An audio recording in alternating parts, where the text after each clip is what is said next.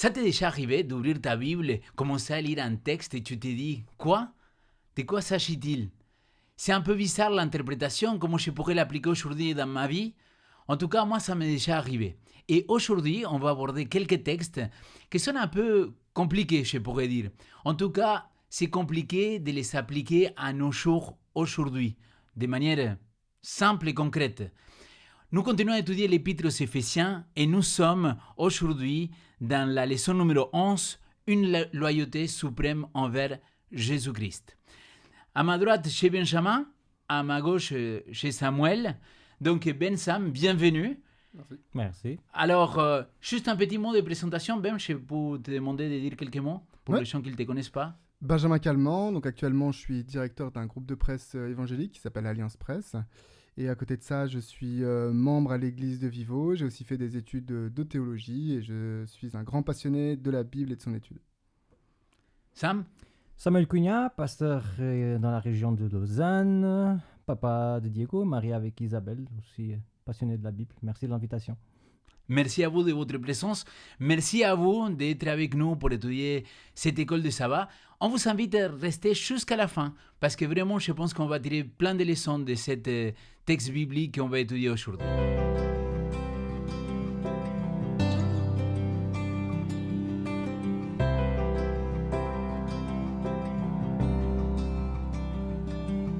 Mes amis, est-ce que ça vous est déjà arrivé d'être dans une situation dans laquelle vous étiez dans la circonstance de soit être loyal envers Jésus, soit être déloyal envers lui? Est-ce que vous avez une anecdote, quelque chose à nous partager pour lancer le débat et commencer à discuter? Moi, je pense que ça nous arrive tous les jours. Tous les jours, on prend des décisions comme ça. Mais si je pense à des trucs plus gros, je ne peux pas m'empêcher de penser à quand j'étais jeune. Et tous les jeudis, vendredis, les gens à l'école disaient « Alors Samuel, est-ce que tu viens avec nous en boîte de nuit ?» Et dans mes principes, dans ce que j'avais décidé pour vivre mon christianisme, je disais que je ne pourrais pas fréquenter ces endroits. Donc, ouais, je suis jamais allé. C'est vrai que pour les amitiés, c'était pas très cool. Mais voilà, je sentais vraiment comme quelque chose qui pourrait briser mes valeurs. Plus tard, déjà étudiant à Collonges, j'ai dû me positionner et perdre un travail à cause du sabbat aussi. Donc, ouais, c'est vrai que c'est bien de rester ferme, mais c'est pas sans problème, tu vois. Je comprends. Merci Sam. Et Ben, de ton côté? Ouais, moi j'ai une petite anecdote. Donc, dans ma famille, il y a personne qui partage la foi adventiste. Et du coup, il m'est arrivé une fois d'aller manger chez mes grands-parents. Et ils viennent du sud, du Gers. Pays du foie gras, du cochon, du vin.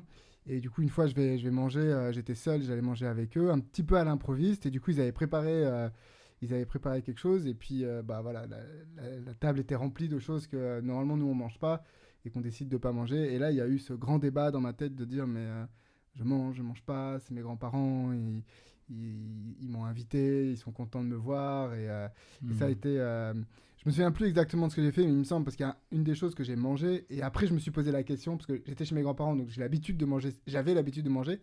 Après je me suis dit, mais ça doit sûrement être du cochon. C'est trop bon pour. En fait, c'est un peu ça, c'est au moment où ça arrive, je dis, ça me rappelle un goût, ça doit être du cochon. Et il y a vraiment eu ce moment, ce débat, et je sais qu'après, ça a continué à me faire réfléchir en disant, mais ok, c'est quoi ma position là-dessus? Donc, c'est pas une tentation folle, quoi. Les enjeux sont pas énormes, mais ça m'a poussé à la réflexion en me disant, mais comment on fait pour ces choses-là, pour se positionner, quel discours on doit tenir? Ça m'a aidé en fait à pouvoir me positionner pour la suite. Super. Aujourd'hui, on va parler de ça, d'une loyauté suprême envers le Christ. Alors, pour commencer et ouvrir la Bible, je te propose, Sam, de nous guider en prière. Oui.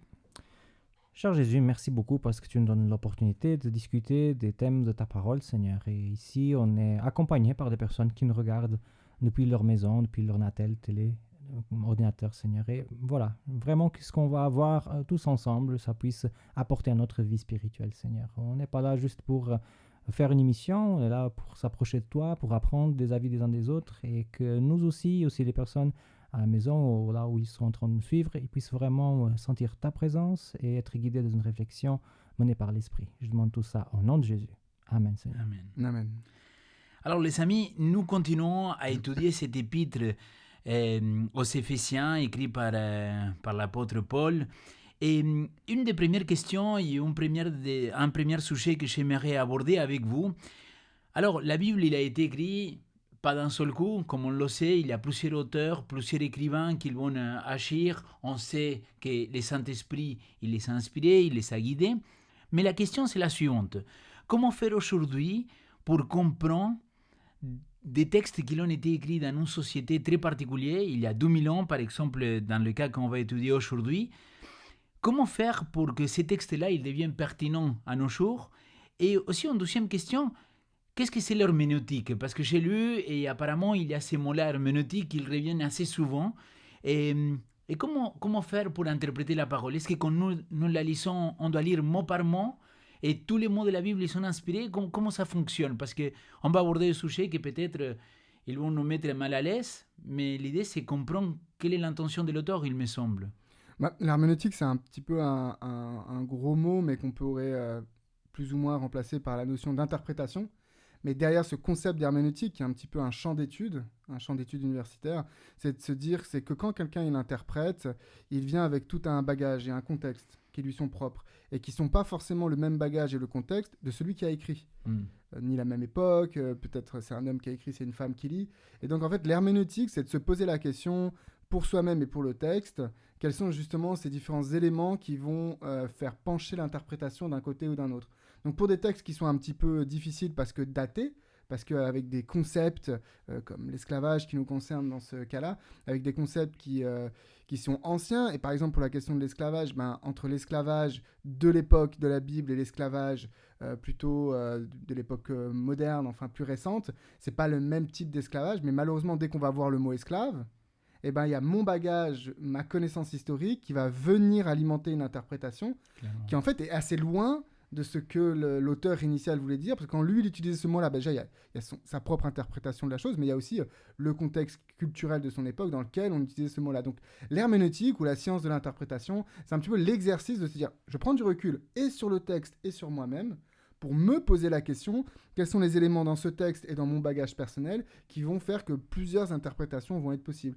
Je n'interprète pas pareil si je suis une femme, si je suis un homme, si je suis d'origine africaine, d'origine européenne, si je suis un jeune, un vieux, si j'habite dans tel ou tel pays. C'est ça un peu l'herméneutique, et je pense que quand on aborde des textes difficiles, quand on lit une phrase et comme tu disais au début en disant « what ?»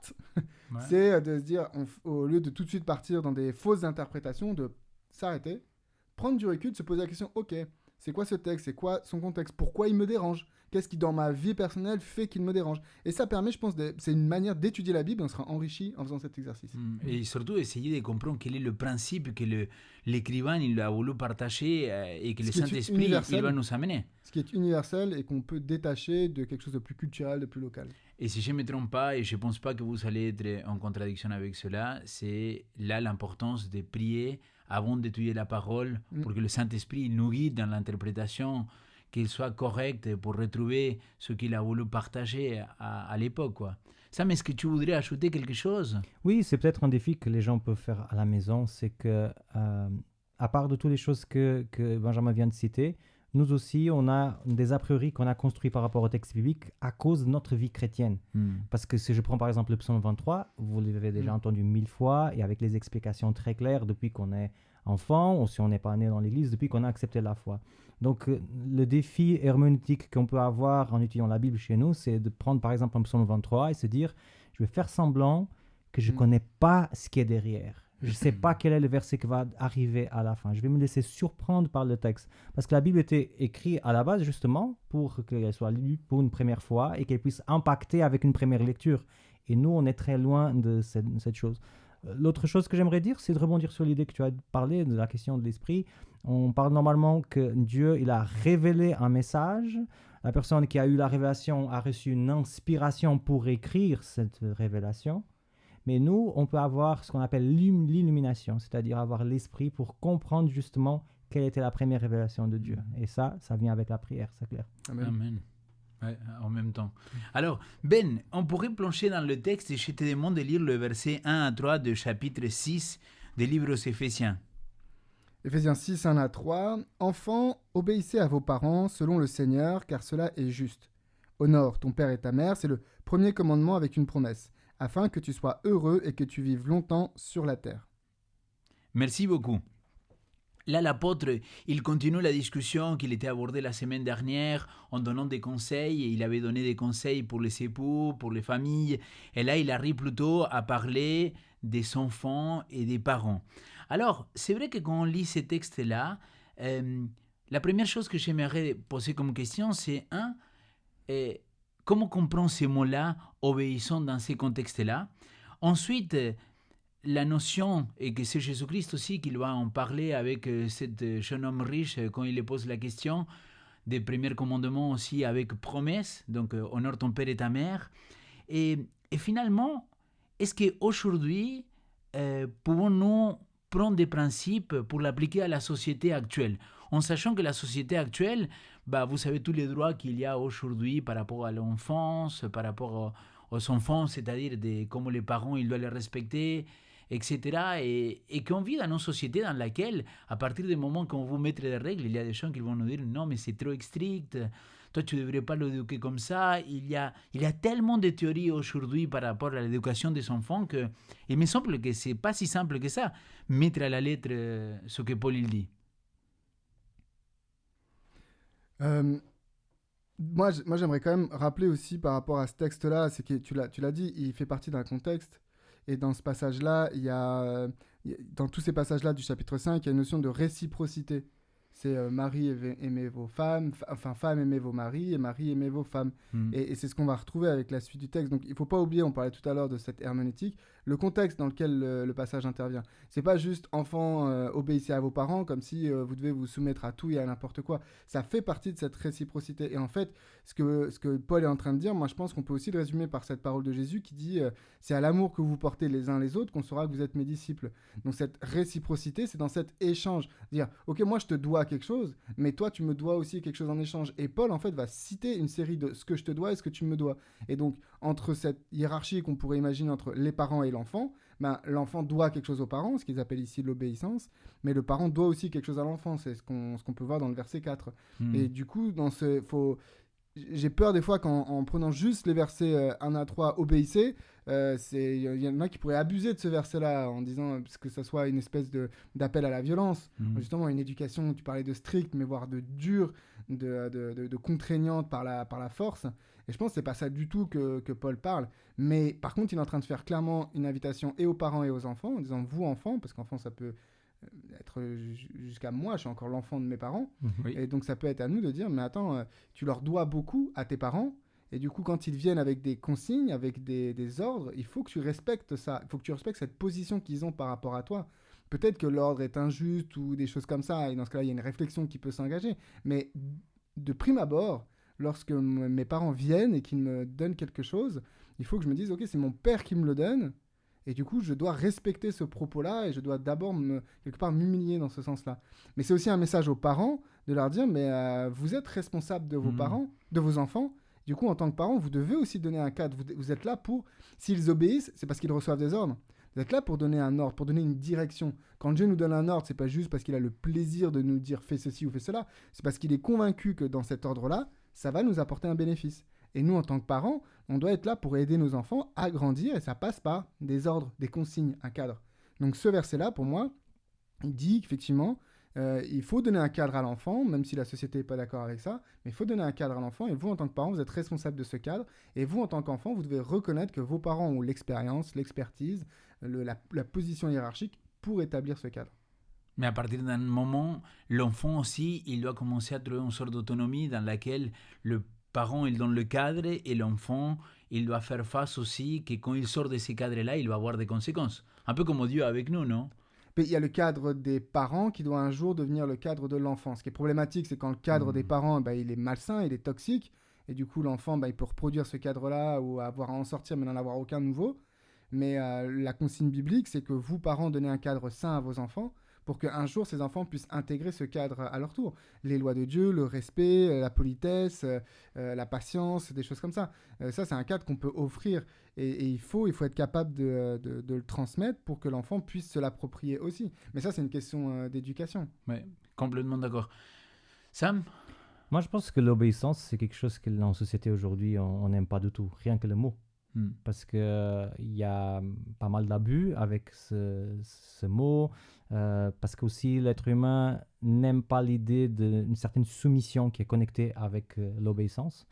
Et j'ai entendu l'autre jour quelqu'un me dire qu'aujourd'hui, c'est pas parce que tu as un poste de chef que ceux qui sont en bas vont t'obéir. C'est plus, la société a complètement changé à ce niveau-là parce qu'il y a eu plein d'abus et les personnes n'aiment plus le mot obéissance. Pour moi, l'obéissance telle qu'elle est écrite dans la Bible n'a rien à voir avec l'obéissance qui a provoqué ce phénomène de notre société. L'obéissance selon la Bible, ce n'est pas une contrainte, c'est en fait une marque de confiance.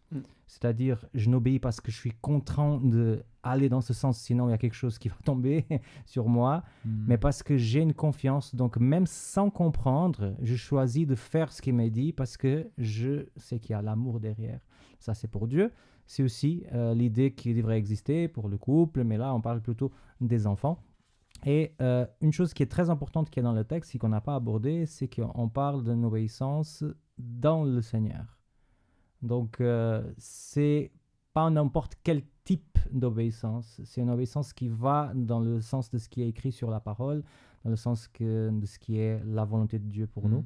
Et voilà, je vois ça aussi dans le texte. Et peut-être encore un petit mot par rapport à la question d'honorer le père et la mère, parce que, je sais pas, ça sort un peu du thème, mais je trouve que c'est quand même un bon moment de parler de ça, parce que c'est très facile quand tu as eu des bons parents.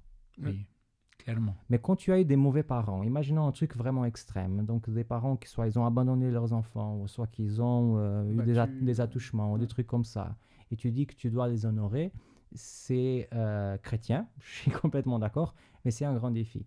Alors, j'aimerais dire que, en fait, dans l'Ancien Testament, le mot honorer vient d'une racine, kabad, que ça veut dire, en fait, le poids, de peser quelque chose. Et honorer, ça peut être traduit, en fait, par donner le juste poids.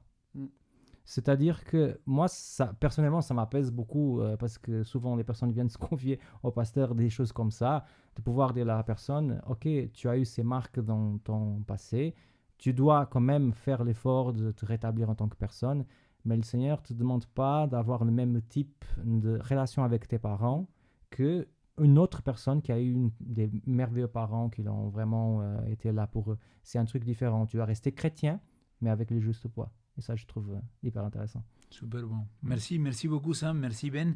Si je peux ajouter juste une petite pique sur le honore ton père et ta mère. C'est intéressant quand même, Paul cite un des commandements.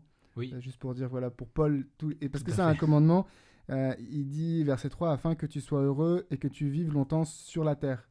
Le commandement, à l'origine, il n'est pas écrit comme ça. Il dit, afin que tu sois heureux et que tu vives longtemps dans le pays que je te donne. Si on lit dans Exode, Deutéronome, c'est clairement question de la terre d'Israël. Mais Paul, lui, il va prendre ce commandement-là et va l'appliquer de manière générale, universelle, à tout le monde. Donc, on a tendance à dire des fois que les commandements, c'est pour les Juifs, c'est pour avant. Là, Paul, clairement, il dit non, tous les commandements sont encore valables pour nous. Et il le met dans la perspective de cette terre-là, mais aussi de la nouvelle terre, pour que tu vives longtemps sur la nouvelle terre. Il parle de vie éternelle à ce moment-là. Donc, merci beaucoup pour cet encouragement aussi et pour cette petite parenthèse.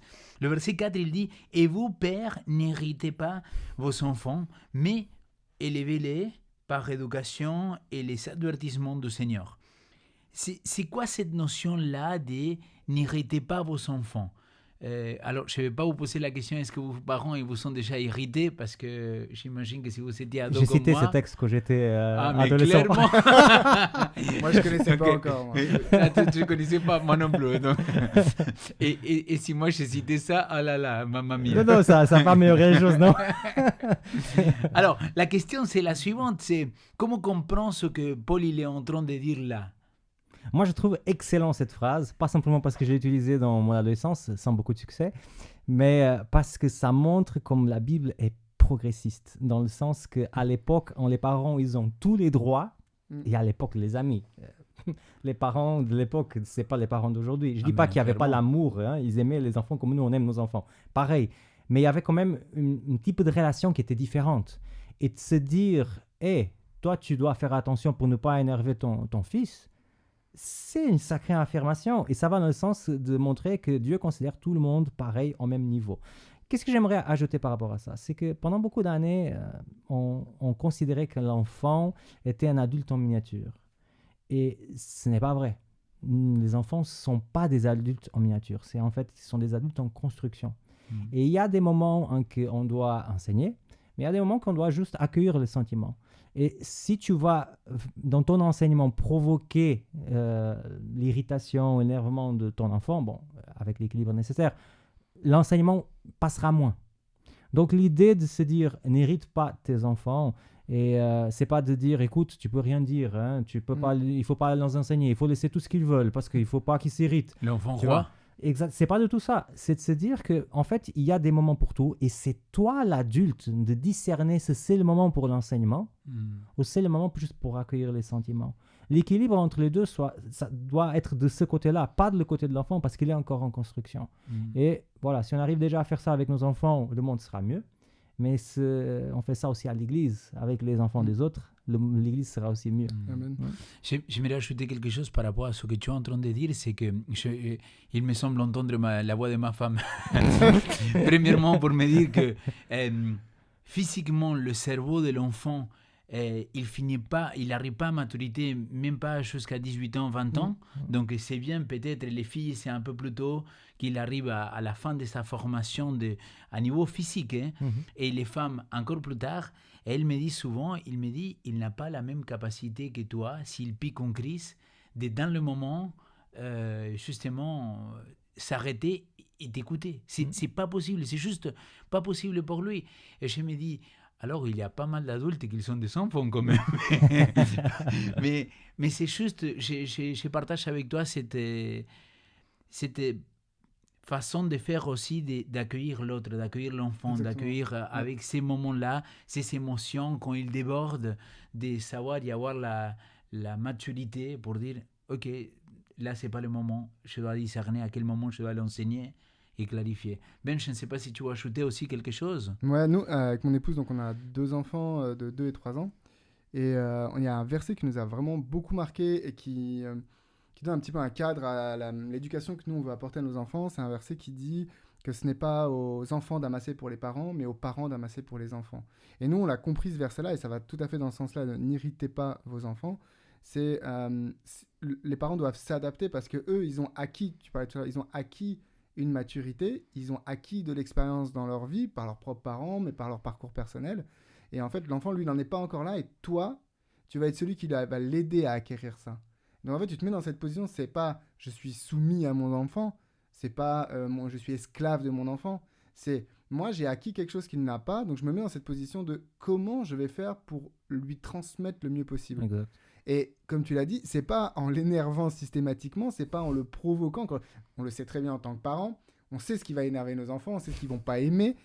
Et l'inverse, on sait ce qu'ils vont aimer. Au bout d'un moment, au bout de 2-3 ans, on voit un peu leur personnalité qui émerge. On se retrouve parfois chez eux aussi. On voit bien que s'ils font ça, c'est parce qu'ils m'ont vu faire.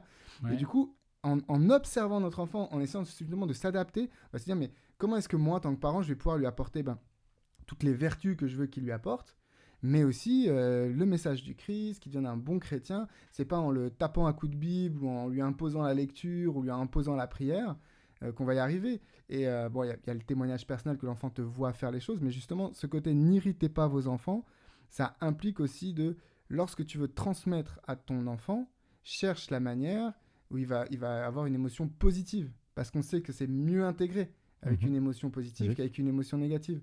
Donc maintenant, pour moi, ça n'enlève pas le cadre, puisqu'il est dit « élevez-les en les corrigeant et en les instruisant selon le Seigneur », encore selon le Seigneur qui revient. Donc, n'irritez pas les enfants, c'est pas la porte ouverte à l'enfant roi, tu disais tout à l'heure, aux abus. C'est non, vous avez une mission en tant que parent, une mission, je pense, qui est super saine, quoi. C'est une mission qui date de la Genèse. Vous avez une mission en tant que parent, c'est d'accompagner vos... On dit toujours, dans quel monde on laisse nos enfants ? Et quelqu'un disait l'inverse, il disait non mais quel type d'enfant on laisse à ce monde ? Et je pense qu'en tant que parent, on a cette fonction, j'ai envie de dire ça comme ça, d'apporter des enfants qui fassent partie de la solution dans ce monde-là. Ça, c'est en les instruisant, en les corrigeant, et c'est pas en les mettant en colère, en créant en eux des frustrations, de la violence et des réflexes et des attitudes qui justement vont continuer à produire le problème, quoi. Mais tu vois, il y a quelque chose et après on passe des questions, mais ça m'interpelle beaucoup ce que tu as dit parce que finalement les enfants parfois c'est un miroir Et donc, Ouais. à partir du moment que je l'ai dit à l'enfant, par exemple, ramasse les jouets avant d'aller prendre la douche, par exemple, pour tous ceux qu'on a des enfants de bas âge, vous savez de quoi je parle. Donc, le moment de rangement. Donc, finalement, l'enfant, il ne m'obéit pas. Et je le vois comme un abus d'autorité ou comme quelque chose de très Provocation. mauvais, une provocation. Et finalement, c'est lui qui l'a remis en question, c'est moi, parce que j'ai dit, ces gamins-là, ils ne me respectent pas.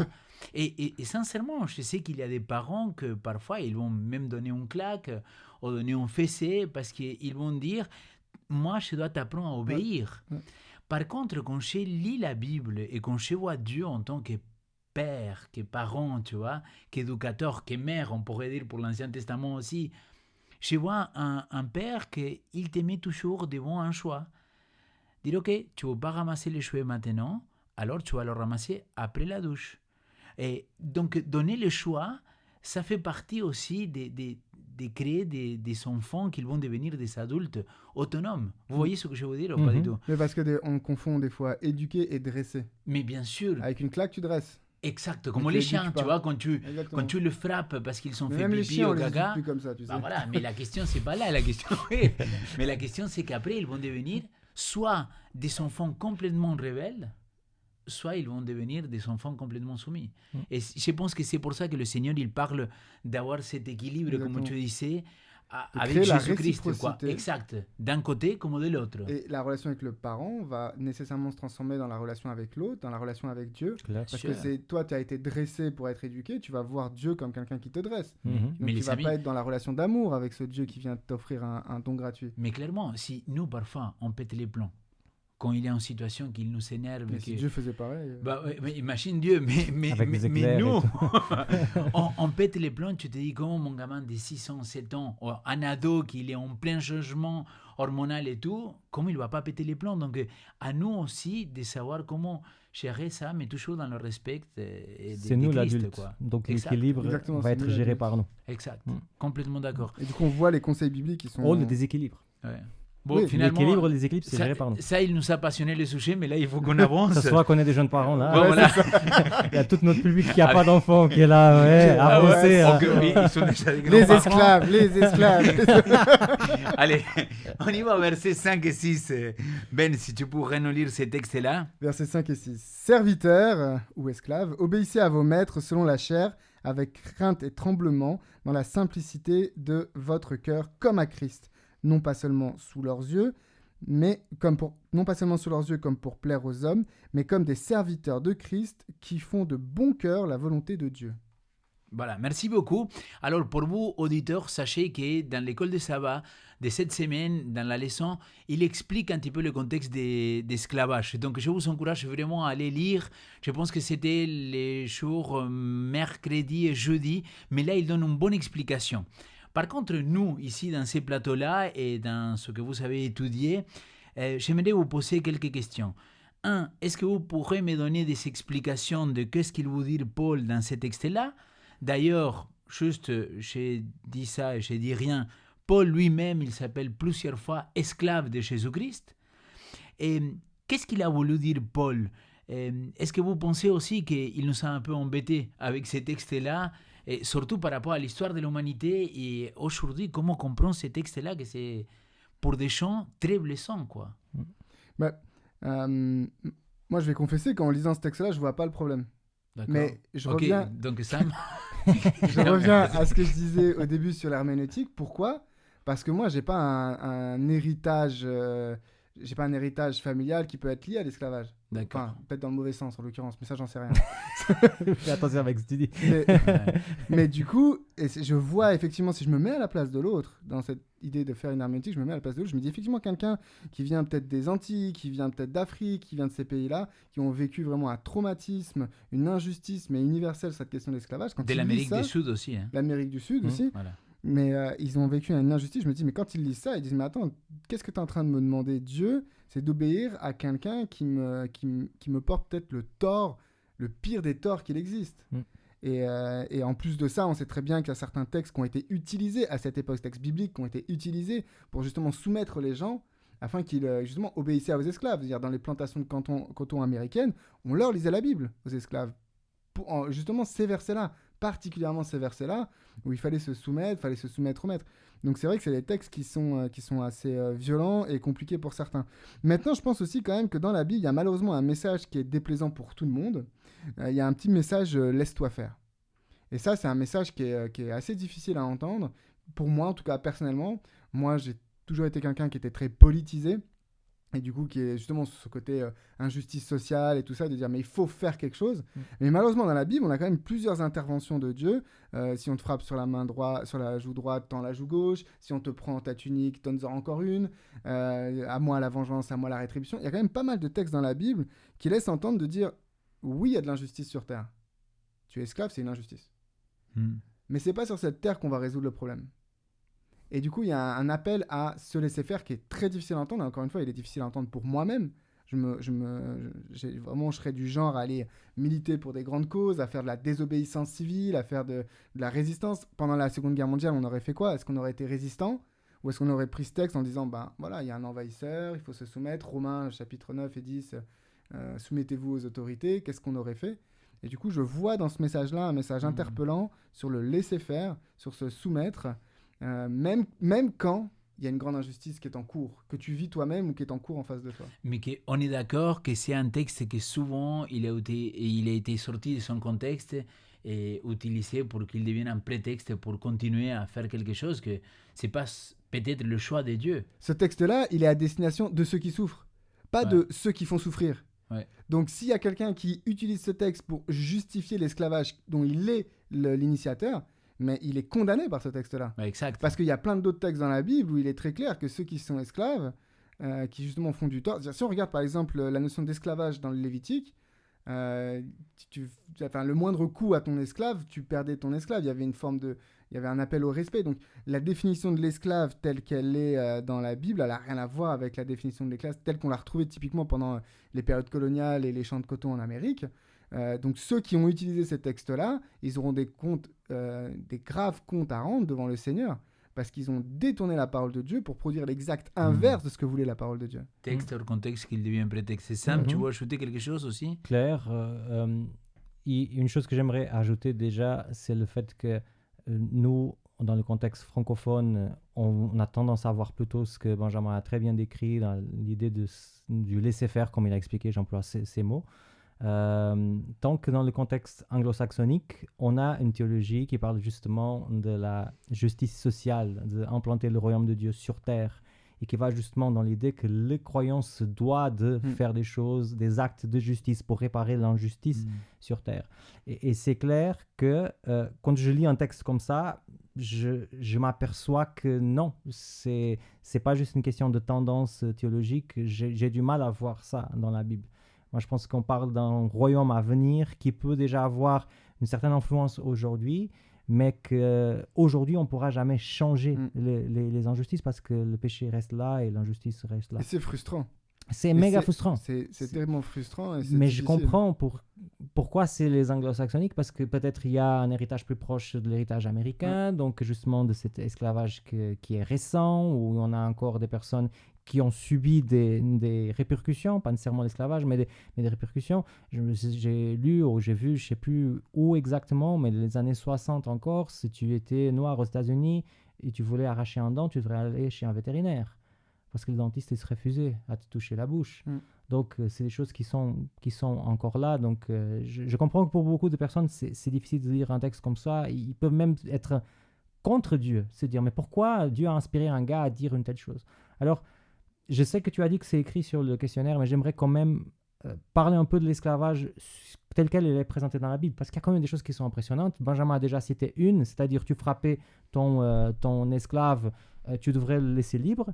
Dans ce texte qu'il vient de citer, il y a un contexte derrière qui est intéressant, parce que normalement, c'est dans le contexte d'un couple. Donc, ce serait un esclave que tu es tombé amoureux et qui t'est devenu ton épouse ou ton mari. Donc, il y avait l'espace pour ça. C'est-à-dire pour qu'il y ait l'amour entre maître et esclave. Il y a aussi la question... Il n'y a pas de notion de hiérarchie sociale comme on l'a eu exactement. Dans la période moderne. Ouais. Dans la loi lévitique, 6 ans, tu as un esclave, 7e année, tu dois le relâcher. Tu vois. Et il y a des lois, au cas, le moment de la relâche, le gars, il veut rester avec le maître à cause de l'amour qu'il a pour le maître. Ça, c'est impressionnant. C'est qui d'entre nous serait esclave et dirait non, mais j'aime trop Mais mon, parce mon que maître. notre vision Donc, de l'esclavage est polluée par cette terrible période qui a eu lieu, exactement. où il y a eu des abus, et justement, c'est pas l'esclavage. Malheureusement, c'est le même mot, mais on parle pas de la même chose. Clairement. Exactement. Et je pense qu'on peut pas utiliser le mot esclave dans la Bible pour dire ce qui a eu lieu à cette période-là, c'était l'esclavage. C'était pire que ça, c'était de la traite humaine. D'ailleurs, le mot est, je pense, encore plus fort, c'est de la traite humaine. C'est ce qui a eu lieu et c'est ce qui existe encore aujourd'hui. Et ça, là, je pense qu'il y a un combat à avoir sur ça. Parce que Clairement. c'est pas, là, on n'est pas en train de dire aux esclaves, quand on combat contre la traite humaine, on n'est pas en train de dire aux esclaves, laissez-vous faire. On est en train de dire aux bourreaux, ce que vous faites est injuste et vous méritez un jugement de la part de Dieu pour ce que vous faites. Exactement. Sam, tu veux finir? Non, je pense qu'il a bien fini ma pensée, donc on peut avancer. Ouais, ouais. Non. Mais c'est juste que... Et moi, je suis très interpellé parce que dans le contexte de Paul et dans la période romaine, alors, on n'a pas le temps ici pour discuter de tout ça, mais c'est super intéressant comment l'esclave il était considéré. Et lui, qu'il connaissait tellement l'esclavage, lui-même, il va se nommer esclave de Jésus-Christ. Et quand il dit doulos de Jésus-Christ, il ne dit pas serviteur comme il traduit les secondes. La nouvelle seconde, il traduit déjà par esclave de Jésus-Christ. Ouais. Parce qu'il voulait mettre l'emphase en dire, mais moi, par choix, j'ai choisi mon maître, tu vois.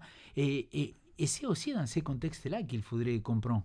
Dire à l'époque de Paul, je suis esclave de Jésus-Christ, c'est la même chose que dire aujourd'hui, je suis à 100% avec Jésus. C'est la même chose. Parce qu'à l'époque, un esclave, c'est quelqu'un qui a un plein temps dans un travail, qui est interne dans son travail. Tu vois ? Et l'idée de se dire esclave, c'est pas de me dire je vais me diminuer ou je suis maltraité du Christ. C'est pas du tout ça. C'est de dire en termes d'engagement, c'est le maximum engagement que je pourrais avoir envers Jésus-Christ. Il y a une notion qui existe dans l'Ancien Testament par rapport à l'esclavage, qui est justement de l'esclavage volontaire. C'était dans les conditions économiques. Je suis en galère économique et je pouvais demander à être esclave. Il y avait même le droit par rapport aux parents proches de pouvoir bénéficier, entre guillemets, de cette forme-là. Et moi, je trouve dans cet côté esclave de Dieu, je me pose la question, parce que j'ai pas la réponse, mais je me pose la question, est-ce qu'on ne devrait pas la rapprocher à ce concept-là, de se dire justement, je deviens esclave de Dieu parce que de ce côté rachat, il m'a racheté à la croix, et je deviens esclave de Dieu parce que je dépends 100% de lui maintenant, parce que j'étais dans une situation critique, une crise, et lui, il va m'en sortir, il est celui qui me rachète. Et je vais avoir cette année de libération qui va arriver, où je vais être libre enfin. Il y a des autres choses aussi, des autres rapprochements qu'on peut faire. Rappelez-vous de l'histoire d'Abraham. Si Isaac n'était pas né, qui allait avoir toute la fortune d'Abraham ? Qui serait l'héritier ? Le serviteur de la maison. C'est-à-dire qu'un esclave... Abraham, il le dit à Dieu. Hein. Exactement. Le serviteur, c'est-à-dire un esclave, pourrait devenir l'héritier de la fortune de son patron. Donc, ce n'est pas le même contexte Ancien Testament que la période romaine, quoi. Mais c'est aussi spirituellement la même chose. Parce que nous, à la base, on n'était pas dans les promesses de la Bible. On n'était pas de la famille. On peut devenir héritier. Mais on peut devenir héritier. Amen. Amen. Mes amis, le temps avance, on arrive presque à la fin. Donc, j'aimerais voir avec vous et vous poser une question. Donc, il avait le verset 7 à 9 qu'on pourrait le lire aussi. Sam, tu pourrais nous lire ces versets-là ? Servez de bon gré comme des esclaves du Seigneur et non comme ceux des humains, sachant que chacun, esclave ou homme libre, recueillera du Seigneur le bien qu'il aura lui-même fait. Quant à vous, maîtres, agissez de même à l'égard de vos esclaves. Abstenez-vous des menaces, sachant que le maître est le vôtre et dans les cieux... Maître est le vôtre et dans les cieux et qu'il n'y a pas de partialité chez lui. Merci beaucoup. Alors, dans quelques mots, comment comprend alors la suite de ce qu'on a lu par rapport à l'esclavage ? Qu'est-ce que Paul il essaye de nous partager là ? Pour moi, ce que Paul dit là, c'est que dans l'injustice que tu vis, ne produis pas à ton tour une injustice. C'est-à-dire dans l'injustice que tu vis, ok, tu vis une situation injuste, tu es esclave, une situation douloureuse, mais c'est pas parce que tu vis dans cette situation-là que toi, tu peux à ton tour produire par de la désobéissance, par de la confrontation, par de la violence, et à ton tour de rentrer dans une injustice. Ça, c'est un discours qui est un peu difficile à comprendre, mais je pense que ce qu'il est en train de dire, c'est-à-dire, ok, tu es dans une situation, maintenant profite à 100% de ta situation pour vivre ton christianisme jusqu'au bout. Et là, on a l'exemple de Joseph, de ce qu'il a vécu quand lui, il était en prison, il a servi. Alors ça lui a été rétribué positivement après, mais on peut penser le nombre d'années où il est resté en disant « Mais attends, moi je fais tous les trucs bien, et puis c'est comme ça qu'on me traite, et puis ceci et cela. » Donc on a Daniel aussi à qui on peut penser. Enfin, il y a plusieurs personnages dans la Bible qui illustrent ce que Paul vient de dire là. Par contre, le verset 9, pour moi, il est hyper important, parce qu'il est en train de dire, il y a une menace directe là de la part de Paul. Et si on lit l'épître à Philémon, hein, Richard Lehmann qui a fait un bouquin là-dessus et sa thèse, si je dis pas de bêtises, enfin qui a travaillé là-dessus sur Philémon, Paul, il n'est pas pro-esclavagisme. Et du coup, là, il y a une menace directe qui est faite au maître en disant, mais vous, là, parce que c'est adressé aux esclaves, mais on sent à qui parle au maître derrière, c'est vous, ne faites pas de violence à vos esclaves, traitez-les bien, parce que justement, vous verrez là-haut ce qui va vous arriver si vous ne l'avez pas fait. La menace, elle est pour le maître, elle n'est pas pour l'esclave, quoi. Merci Sam. Juste à ajouter que Jésus est le modèle en tout, même dans la façon de traiter un esclave. Parce que là, le texte dit « servez de bon gré comme des esclaves du Seigneur et non comme ceux des humains ». Donc la distinction entre celui qui sert Dieu et celui qui sert juste des êtres humains. Parce que évidemment, Jésus est le meilleur maître qui peut exister. Et voilà, c'est encore une chose où on peut s'inspirer de l'exemple et du modèle de Jésus-Christ. De là, cette notion-là de loyauté envers le Christ, non? Loyauté suprême envers le Christ. Et puis c'est valable ici pour les esclaves, mais aujourd'hui on peut tout à fait l'adapter à des situations qu'on vit au travail, avec un patron, avec un chef, même il y a la hiérarchie sociale. On n'est pas tous entre guillemets les riches et les pauvres. On peut facilement se dire mais c'est injuste, ils ont piqué la part du gâteau, les riches, et ils veulent pas nous la rendre, et moi je galère, j'ai pas d'argent. Bah il y a aussi là cet appel en disant mais c'est pas parce que tu es dans cette situation-là que tu dois, toi, maltraiter ces gens-là. Par contre, vous qui êtes dans cette situation-là, faites attention. Dieu vous demandera des comptes. Ça, dans la famille, ça peut... Voilà, il y a plein de situations dans lesquelles on peut adapter ce concept-là, qui n'est pas forcément limité à esclave-maître. Mais à partir du moment où il y a cette distinction hiérarchique et une personne qui est dans une situation et puis une autre qui pourrait en profiter, on est appelé, nous, chrétiens, si on se retrouve dans cette situation-là, à avoir une attitude chrétienne jusqu'au bout. Merci beaucoup. Alors, comme dernière question de conclusion, c'était une première partie, donc quelles sont ces situations modernes qu'aujourd'hui, il peut nous être difficile à maintenir en loyauté suprême envers le Christ. Alors, la question c'est, comment je peux devenir aussi esclave? Et donc, pour ceux qui les entendent et ils ne voient pas, je dis tout simplement que je viens de mettre en guillemets de Christ. Et comment aujourd'hui nos choix, ils peuvent refléter que je suis en train de le suivre. Et que j'ai cette loyauté suprême envers Jésus. Alors, plutôt que suivre des principes vides, et par principe vide, j'ai dit des choses qui ne sont pas ancrées sur Jésus-Christ, essayer de vraiment d'imiter le Christ. Moi, je me rends compte, et pour rebondir aussi par rapport à la question de l'éducation, que beaucoup de choses dans mon éducation chrétienne étaient par rapport à des principes, pas nécessairement des principes vides, mais des principes bibliques, et pas nécessairement par rapport à être comme Jésus. Mes parents, à Halloween, c'était la fin du monde parce que voilà, les morts sont dans la poussière et il n'y a pas tout ça. Donc c'était très important de dire ah non, Halloween pas et les morts sont dans la terre. Mais c'était pas très important de dire il faut être honnête, il faut pas mentir, tu vois, il faut être juste avec les personnes, il faut parler bien avec les personnes. Et ça, c'est ce que tu vois quand tu observes le Christ. Quand tu vois la façon dont Christ il fonctionne. Donc moi je pense que la façon de tenir ferme, c'est peut-être concentrer plus sur le caractère de Jésus et peut-être pas avec autant de force dans les principes, avec une priorité différente. Merci. Ben?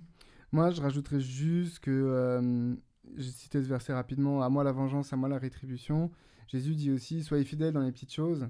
Et je me dis que... regardez Jésus comme l'agneau, celui qui a porté les fautes et les péchés, celui qui a porté la violence des hommes. C'est aussi me rappeler que moi, dans mon quotidien, dans les petites choses, il ne faut pas que je me tourne vers l'attitude des autres hommes qui produisent de l'injustice, mais il faut que je me tourne vers Dieu qui, un jour, réglera cette injustice définitivement. Et d'ici là, moi, dans ma fidélité à Jésus, dans les petites choses, moi, je vais rester fidèle. Amen. Et je ne vais pas utiliser le prétexte de l'injustice de l'autre pour me dédouaner de ma propre responsabilité. Tout à fait. Alors moi j'aime beaucoup ce texte en Hébreux chapitre 12 verset 2 qui dit les cieux fixés sur le Maître, les cieux fixés sur Jésus-Christ. Je pense que c'est là la manière dans laquelle nous, on peut, en tout cas moi, j'aimerais devenir loyal envers le Christ, c'est-à-dire toujours en suivant son exemple, malgré mes défauts, malgré mes fautes, je me dis, Seigneur, mais je continue à cheminer, je continue à courir cette course que nous sommes en train de faire, mais toujours les yeux fixés en Christ. En tout cas, c'est mon mot à moi de conclusion. Je vous remercie beaucoup, Sam, Ben, Merci à d'avoir toi. été ici Merci. avec nous. Merci à chacun de vous. Alors, moi, j'ai une proposition à vous faire aujourd'hui. Peut-être en commentaire, vous pourriez écrire une réponse de comment les choix que nous faisons aujourd'hui en tant que chrétiens, ils peuvent montrer, ils peuvent refléter en quoi ma loyauté suprême envers Jésus-Christ elle est actuelle. Alors peut-être vous pouvez écrire un petit mot dans les commentaires pour nous raconter un petit peu comment vous essayez de rester loyal envers notre Seigneur Jésus-Christ. Merci beaucoup d'avoir resté avec nous jusqu'à la fin. Je vous souhaite une très belle semaine, plein de bénédictions et à très bientôt.